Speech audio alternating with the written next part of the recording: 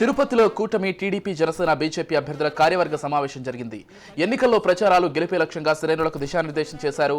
తిరుపతిలో భూ బకాసులు తయారయ్యారని, వేల కోట్లు టీడీఆర్ బాండ్ల విషయంలో అక్రమాలు జరిగాయని ఆరోపించిన బీజేపీ అభ్యర్థి భానుప్రకాష్ టీడీపీకి సంబంధించి ఏ విభాగాలపై టెండర్లు పిలిచారో వాటిపై విచారణ చేపట్టి చర్యలు తీసుకుంటామని తెలిపారు. ఈరోజు భారీ ఎత్తున అంటే ఇది వాల్యుయేషన్ పెంచి పంచుకున్నారో మొత్తం కక్కిస్తాం. నేను చెప్పేది వాస్తవం. 65% కమిషన్తో టీడీఆర్ బాండ్లు సాగింది తిరుపతిలో. అన్ని ప్రూవ్ చేస్తాం మేము, సంఖ్యలతో సహా సంఖ్యలు ఇస్తాం. మీ ప్రభుత్వం, మీ అధికారులు దీన్ని స్టాప్ చేయమని చెప్పి ఆదేశాలు ఇచ్చారు. సమాధానం చెప్పాల్సిన అవసరం ఉంది.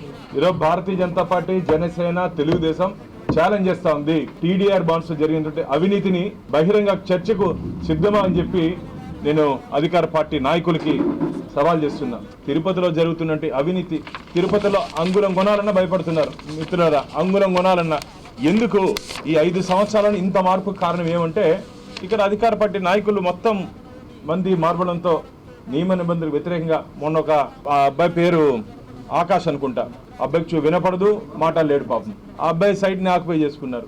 పోలీస్ స్టేషన్కి పోతే న్యాయం జరగల, పోలీస్ స్టేషన్లకు పోతే న్యాయం జరగల. కానీ పాపం డబ్బు లక్షల రూపాయలు అధికార పార్టీ నాయకులతో ఏదో రాజీ చేసుకుంటే ఆ అబ్బాయికి న్యాయం జరిగింది. అంటే డబ్బు ఇస్తేనే న్యాయమే చెప్పండి. పోలీసులు నిద్రపోతున్నారా?